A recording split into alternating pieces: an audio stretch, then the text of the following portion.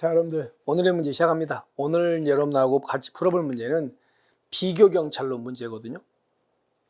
하나씩 뜯어볼게요. 여러분들 알다시피 예전에 이제 영국의 지방경찰은 몇원 체제, 3원 체제여가지고 보세요. 지방경찰청장, 지방경찰위원회, 그 다음에 내무부 장관 이렇게 세 사람이서 영국의 지방경찰을 관리했다고요. 세 사람이. 근데 문제는 이렇게 이제 됐는데 점점 시간이 지나면서 이 내무부 장관의 권한이 점점 강해집니다. 그럼 여러분들 내무부 장관이 뭐냐면 중앙기관이죠. 우리나라로 친다면 행안부 장관이거든요. 그럼 생각해 볼게요. 그러니까 이 영국의 지방경찰은 자치경찰인데 내무부 장관이 개입을 하잖아. 중앙정부가. 근데 그 중에서도 내무부 장관의 권한이 점점 커집니다. 그러면 이거는 지방경찰인데도 불구하고 중앙정부가 개입을 되게 많이 하잖아요. 그러면 중앙정부가 개입을 많이 하면 자치경찰 성격이 강화되는 겁니까? 자치경 성격이 좀 완화되고 있습니까? 완화되고 있잖아요. 중앙정부가 막 자꾸 간섭하니까. 그래서 이거는 문제가 있다고 해가지고 사원체제를 지금의 뭘로 바꾼다고요? 사원체제로 바꿉니다. 그럼 이렇게 사원체제로 바꿔가지고 이 사람의 권한을 엄청 키우거든요. 그러면 그거는 자치형의 성격을 완화한 거예요. 이걸 강화시킨 거예요. 강화시킨 겁니다. 그죠? 그러니까 사원체제 중에 특히나 내무부 장관의 권한이 강하다 보니까 자치형 성격이 좀 완화된 거야. 그래서 이걸 극복하기 위해서 사원체제로 바꾸면서 이걸 완화가 아니고 강화시켰습니다. 아시겠죠? 여러분들 그래서 이 네 사람 기억하시고 네 사람의 권한, 특히나 이 지역치안위원장 권한 꼭 기억하셔야 됩니다. 그 다음에 미국에 이제 60년대쯤에 위커샴 위원회가 있습니다. 위커샴 위원회는 이 보고서를 만들어가지고 경찰 채용 기준을 강화하자. 그리고 임금 및 복지 개선하자. 교육훈련을 더 늘리자. 이런 것들을 제기한 게 위커샴 위원회가 맞습니다. 그 다음에 미국의 이제 루즈벨트, 여기서 이제 프랭클린 루즈벨트 대통령 지시로 이거는 간부시험 지문 그대로 넣어놨거든요.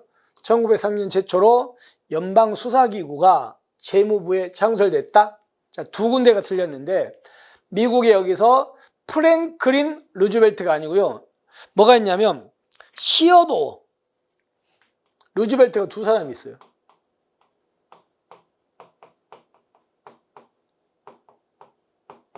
뭐 이런 것까지 바꿔가지고 거기 간부시험에서 출제했더라고요. 일단 프랭클린 루즈벨트가 아니고 시어도 루즈벨트라는 대통령의 지시로 1908년도예요.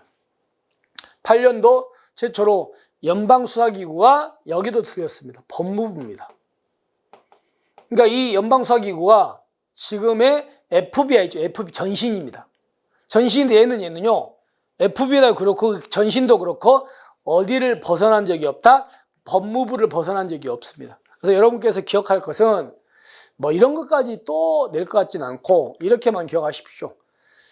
이 FBI나 FBI 전신이 연방수사기구는 한 번도 어디를 벗어나진 않았다? 법무부를 벗어나진 않았다. 아시겠죠? 이렇게 좀 기억해 주시면 좋을 것 같습니다.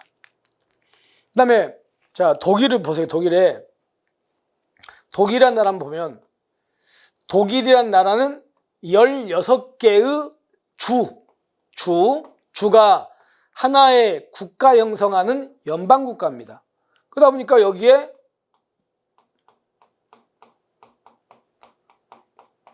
연방정부가 있고 각각의 주정부가 있거든요. 근데 우리가 알고 있는 보통의 경찰권은 주정부가 갖고 있어요. 경찰권은 각 주가 갖고 있는 거야. 그런데 연방정부에는 이제 약간 경찰 비슷한 일을 하는 기관들이 있거든요. 뭐가 있냐면 첫 번째가 연방 헌법보호국, 이거를 뭐 보호청 이렇게도 하기도 합니다. 보호국, 보호청. 두 번째가 독일의 연방 범죄수사국.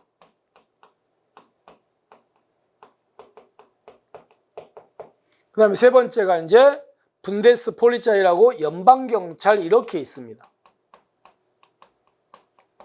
근데요, 문제는 연방헌법보호청은 어떤 것만 담당하는 거냐면 정보 수집만 해요. 정보기관입니다.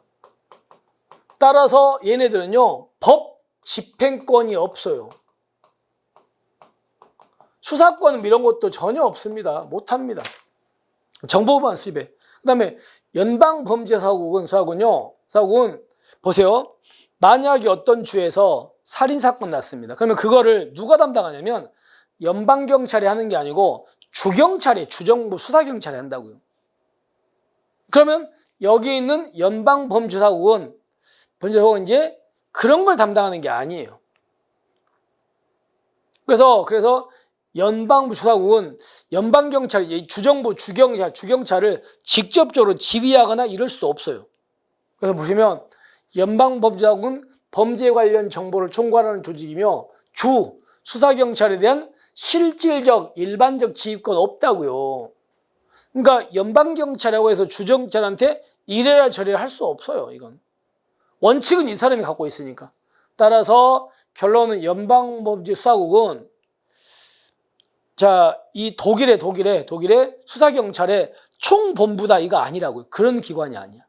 됐죠? 그래서 이 뒷부분 때문에 X가 됩니다. 이렇게 하시고. 그 다음에 독일의 연방헌법보호청, 아까 제가 여기서 설명드렸죠? 연방헌법청은 경찰기관 하나로 법 집행 업무를 수행한다? 아니에요. 기관도 아니고 법 집행권이 없어요. 그리고 여기는 이런 것도 전혀 없습니다. 그냥 무슨 기관에 불과하다고요? 정보기관에 불과하고 정보 수집하고. 잘못됐습니다. 그 다음에 프랑스는요. 여러분들 프랑스를 한번 보면 프랑스는 경찰 조직이 크게 이렇게 돼 있거든요. 국가경찰이 있어요. 자치경찰이 있습니다. 근데 이 구별 기준이 2만이라고 합니다. 근데 2만의 의미가 조심하셔야 될 게 2만이 넘는 지역은 국가경찰이고 2만이 안 되는 지역은 자치경찰이다. 이런 개념이 아니에요. 어떤 개념이냐면 2만이 넘든 안 되든 다 전국이 국가경찰입니다. 일단. 근데 2만이 안 되는 지역에서는 자치경찰을 별도로 둘 수 있습니다. 무조건 두는 게 아니고. 그러니까 전국은 다 국가경찰이고 2만이 안 되는 지역에서는 자치경찰을 둘 수 있고 이렇게 되는 구조예요. 오해하지 마시고요. 그 다음에 두 번째. 국가경찰은 국립경찰이 있습니다. 이 국립경찰이 우리 일반 경찰입니다. 국가경찰. 그 다음에 이제 군인경찰, 군경찰이 있거든요. 이거는 군인인데 전쟁 나면 이 사람들은 전쟁으로 가야 돼. 근데 평상시 지금 전쟁이 아니니까 이 사람들이 이제 국립경찰이 배치되지 않은 지역, 주로 2만 미만 지역에 이제 배치돼 가지고 이 국립경찰을 보완하는 형태 일을 하고 있죠. 그래서 군경찰은 군인의 신분으로 국방 임무 수행하면서 행정경찰과 사법경찰도 하고 있습니다. 평시에. 그래서 맞는 질문이겠죠. 그 다음에 일본은요. 일본은 이렇게 돼. 일본은 수사권과 기소권으로 나눠서 수사권은 첫 번째가 1차적 수사권, 그 다음에 2차적 수사권 이렇게 나눠집니다. 따라서 1차적 수사권은 누가 갖고 있냐면 이거는 경찰이 갖고 있습니다. 근데 2차적 수사를 누가 한다고요? 이거를 검사가 합니다. 그래서 경찰은 그래서 독자적인 수사권을 갖고 있는 거예요. 그래서 경찰은 수사를 개시할 수도 있고요. 수사를 진행할 수 있는 권한이 당연히 있습니다. 하지만 여기서 수사를 끝낼 수가 없어, 원칙적으로. 그래서 여기다가 넘기면 검사가 여기서 이제 수사를 뭐 한다고요? 종결하는 겁니다.